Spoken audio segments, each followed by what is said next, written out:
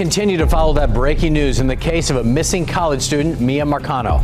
The family began their search this morning near her apartment in Orange County, where she was last seen. Total strangers joined her family today looking for any signs of the 19-year-old. She's been missing for 4 days. On September 24th, 2021, Miya Marcano had no idea she was walking straight into danger.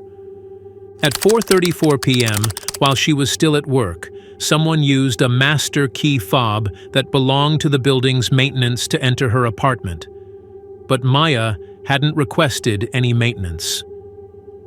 By 5 p.m., security cameras captured her walking back to her unit, completely unaware that someone had already been inside. Moments later, her own key fob was used to enter, but what happened next remains a chilling mystery. Miya never walked out again, and no one ever heard from her after that. The sun was setting over Orlando, casting long shadows across the Arden Villa's luxury apartments. The bustling complex was alive with the usual evening sounds, the laughter of children playing, the faint hum of passing cars, the distant chirping of crickets. Yet, within the walls of one apartment, something ominous was unfolding, something that would send shockwaves through the entire community. Miya Marcano was a bright, vibrant 19-year-old college student who called this complex home. She was juggling her studies at Valencia College while working at Arden Villas, a place that should have been her safe haven. On the evening of September 24th, 2021, Miya's plans were simple: finish her shift and catch a flight to Fort Lauderdale to spend the weekend with her family. But as the hours ticked by, and Miya never arrived at the airport, her loved ones grew increasingly anxious. Her family's first calls went unanswered. Texts delivered, but remained unread. By nightfall, worry turned to panic. Miya's father, Marlon, decided to drive to her apartment. What he found there was chilling. The front door was locked, but inside, signs of a struggle were undeniable. The bedroom window was ajar. The blinds bent and twisted. The room itself was in disarray, and Miya's belongings, her purse, her passport, were left behind. Something was terribly wrong. Miya Marcano was born on April 26, 2002, in Pembroke Pines, Florida, to Wyema Scarbriel and Marlon Marcano. She grew up between South Florida and the British Virgin Islands, embracing both her Caribbean heritage and American upbringing. But Miya wasn't just a student. She was a young woman bursting with talent and ambition. She thrived in cheerleading, modeling, pageantry, and dance, always leaving a lasting impression on those around her. Her energy and passion were impossible to ignore. Whether she was performing, learning, or simply spending time with friends, she had a way of drawing people in. Miya had big dreams and the drive to achieve them. But just as she was stepping into her future, tragedy cut everything short. Whoever Tati is, and Tati's on the phone, she shouldn't even be on the phone right now. As of right now, you have sent obsessive texts to Miya. We have all seen the text. You talked about giving her your life savings. You cash apped her money, and you claim that you weren't in touch. Who told her It's gave her on life text. savings? I never As a said matter of that. fact, we're going to get a police report to pull your phone records if that's the case. There's evidence of obsession. You're fascinated with It's Miya. not only from my side, so don't try to make this. No like one, I'm a no one's stalker. saying that. It takes She's not two. here to defend There's- herself right now, obviously, so we she's gotta talk to missing. you. So we're talking to And you, I who've been going completely back and respect forth that. I on understand text. that. That is your family. Right. But until we figure out what's going on, just don't beat me up. Nobody one's ain't beating beating you If up. you I'm up. guilty, But why you would I put come yourself in the middle right here. You brought yourself over here. Because we're concerned. You're concerned. As police were called to the scene, a dark cloud of dread hung over the family. Marlon's instincts screamed foul play, but the first 24 hours of the investigation offered little clarity. Officers canvassed the area, interviewing neighbors and employees of the complex. Among them was a maintenance worker named Armando Manuel Caballero. His demeanor raised eyebrows. While he insisted he knew nothing about Miya's disappearance, his behavior seemed off, too eager to help, yet visibly nervous. From the very beginning, there had been signs, small moments that, in hindsight, painted a picture of a man obsessed. Armando Caballero had developed an unsettling fixation on Miya, making advances she never welcomed. Time and time again, she rejected him. She made it clear she wasn't interested. But his persistence didn't wane. Instead, it festered, turning into something darker, more dangerous. Police soon discovered a critical piece of information. Caballero had used a master key fob to enter Miya's apartment just before she was last seen. This revelation turned the spotlight squarely on him. Further digging into his background unearthed a disturbing history. Caballero had pursued Miya relentlessly for months. Despite her clear and repeated rejections, he had sent her unwanted messages, sought out excuses to be near her, and made his interest painfully obvious. But Miya never wavered. She was firm, confident, uninterested. Still, Caballero refused to accept it, twisting his obsession into a dangerous delusion. His co-workers described him as obsessive, often making unsolicited comments about her. Yet even with these red flags, no concrete evidence tied him to her disappearance. At least, not yet. The case took an unexpected turn yesterday when a man police described as a person of interest, Armando Manuel Caballero, was found dead from an apparent suicide. On September 27th, 3 days after Miya went missing, Caballero was found dead in a garage in Seminole County. He had taken his own life, leaving behind a trail of unanswered questions and a sickening void of accountability. Among his possessions was a disturbing collection of evidence that hinted at his involvement. Notes, receipts, and a chilling timeline that painted a picture of premeditation. The investigation into Armando Caballero's actions became a painstaking effort to uncover the full scope of his involvement. Detectives meticulously combed through his digital footprint, piecing together a narrative that was both chilling and damning. His phone records became a critical tool, revealing the places he had been before and after Miya's disappearance. One key clue was his phone's GPS data, which led investigators to a wooded area near Timberscan on the lake condominiums. This abandoned complex was known for its eerie desolation, a stark contrast to the vibrant life Miya once embodied. Surveillance footage from the Arden Villas complex showed Caballero lingering near her apartment in the days leading up to her disappearance, his presence far from coincidental. Detectives also uncovered disturbing writings in Caballero's journal. These entries painted a grim picture of a man consumed by obsession. He wrote about his fixation on Miya, describing his frustrations and his delusional belief that she would eventually reciprocate his feelings. His notes revealed an unsettling premeditation, detailing his thoughts in the days before her disappearance. Receipts found in his car indicated purchases of duct tape and other items, eerily consistent with what was later found at the crime scene. Caballero's co-workers provided further insights into his behavior. They described him as increasingly agitated in the weeks leading up to the incident. He had been seen loitering near Miya's building, often under the guise of work-related duties. These accounts painted a picture of a man whose obsession had spiraled out of control, culminating in an unspeakable act. The trail of clues, from his master key fob usage to his chilling writings, tied Caballero to Miya's disappearance. Yet, even with this mountain of evidence, his death robbed the Marcano family of the chance for direct justice. The pieces of the puzzle formed a harrowing narrative, one that underscored the dangers of unchecked access and the failures of those who overlooked the warning signs.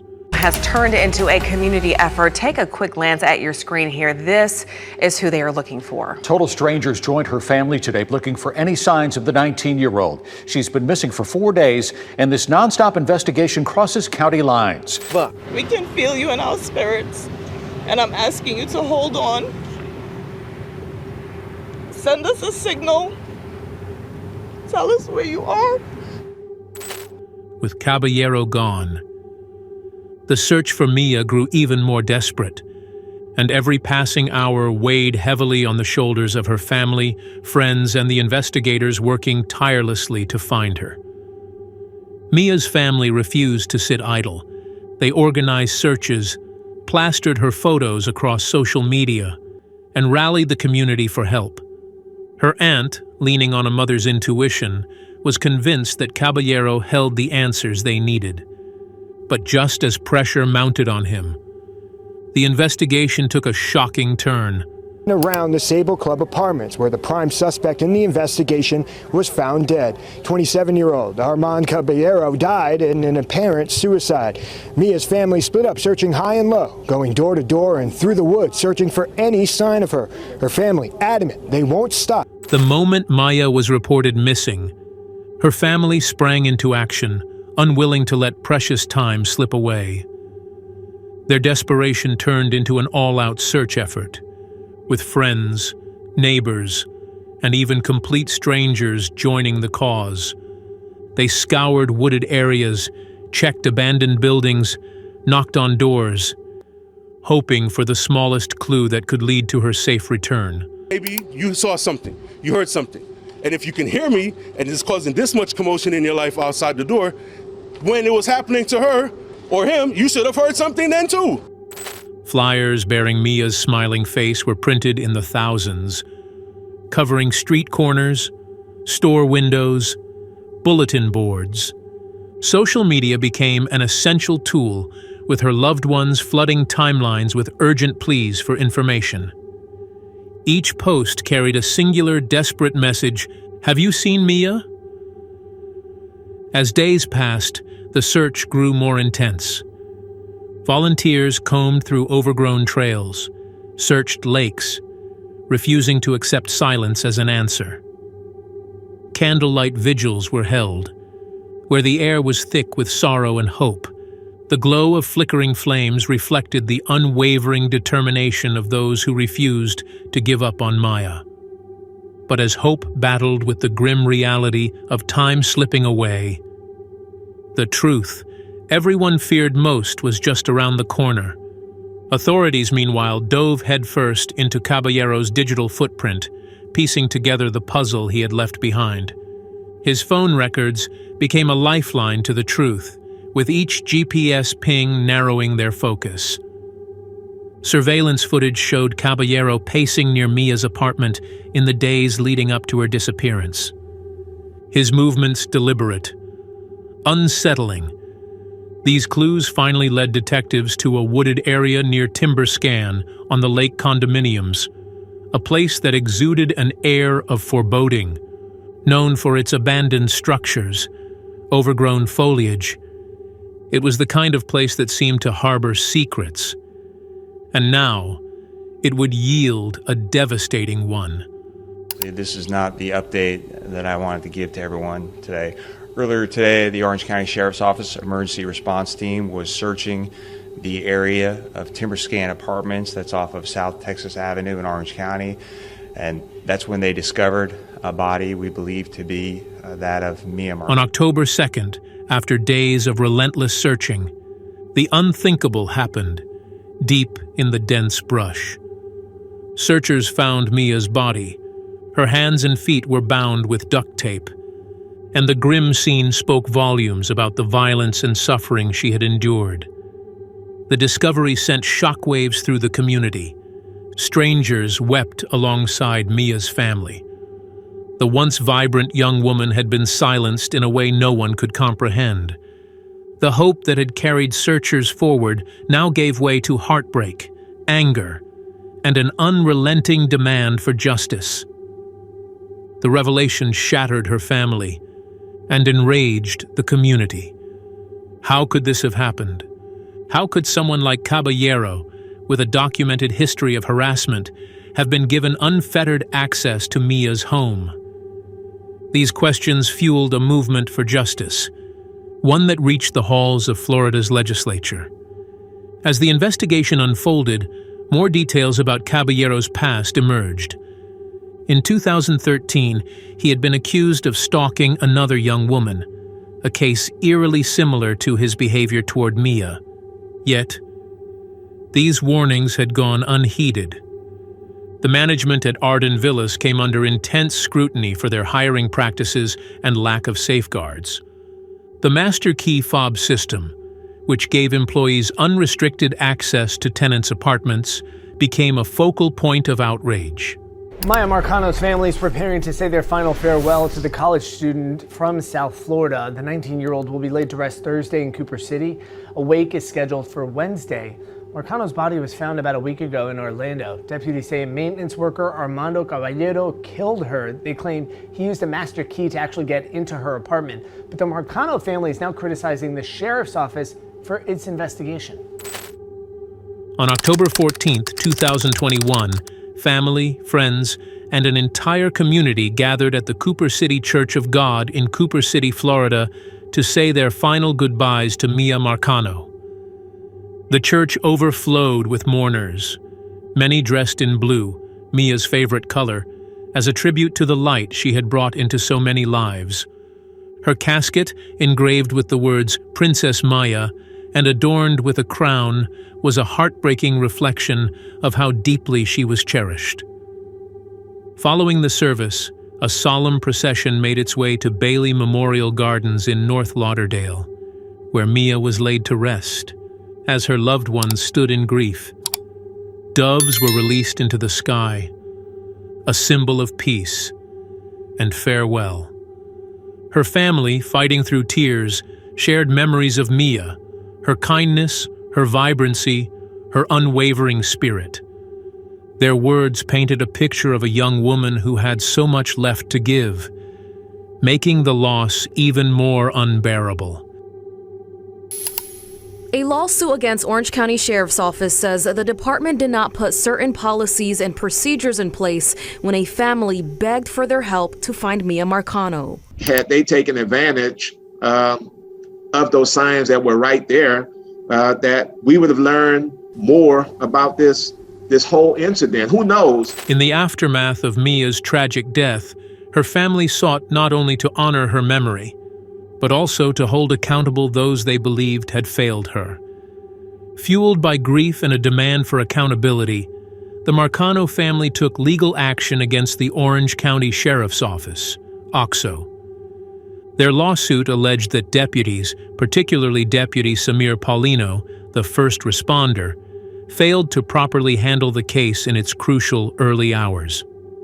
One of the most disturbing revelations came from footage released after the lawsuit was filed.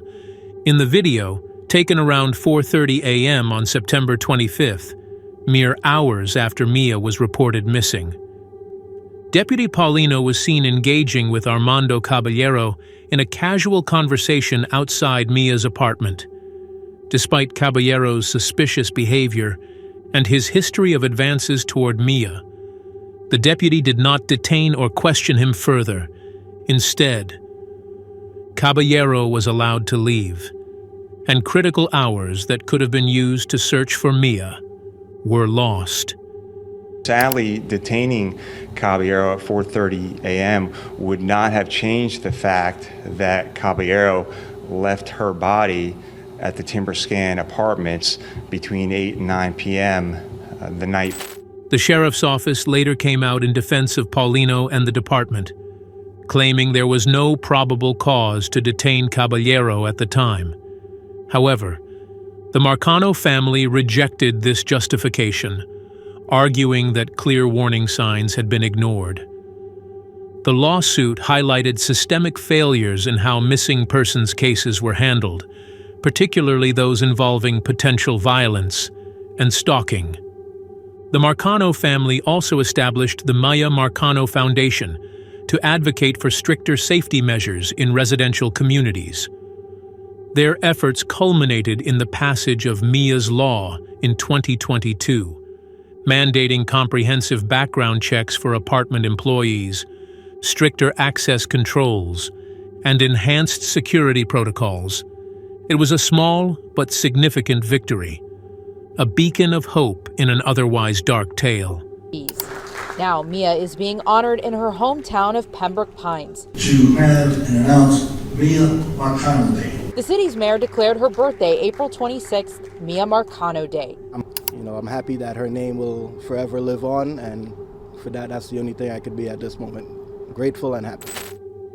The Marcano family's relentless pursuit of justice and their advocacy for change did not go unnoticed.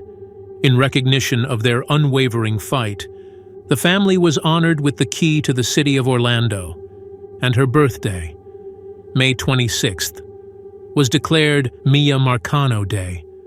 These symbolic gestures acknowledged not just their courage, but their efforts to ensure Miya's legacy lived on, through meaningful change. It was a moment of solemn recognition, a reminder that their pain had sparked a movement that would protect countless others. In the end, Miya's story is a haunting reminder of the dangers that can lurk behind seemingly ordinary interactions.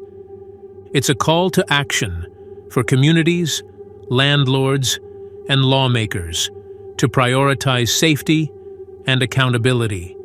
And it's a testament to the resilience of a family who refused to let their daughter's death be in vain. The investigation may have concluded, but Miya's legacy lives on, through the foundation bearing her name and the laws enacted in her honor. Her light continues to shine, guiding others toward a safer, more vigilant future.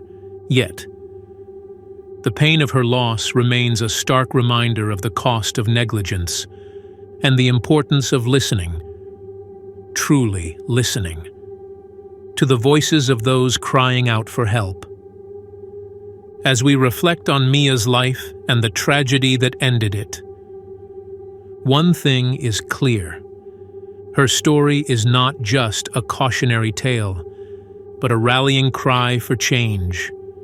And though the shadows of that fateful evening may never fully fade, her memory will forever illuminate the path toward justice and hope. But we want to hear from you. What do you think about this case? Should more be done to protect people in apartment complexes? What could the police have done better? Let's keep this conversation going in the comments. If you found this video informative, don't forget to like, share, and subscribe for more true crime stories that need to be told. And as always, stay aware, stay safe, and look out for one another. Until next time, take care.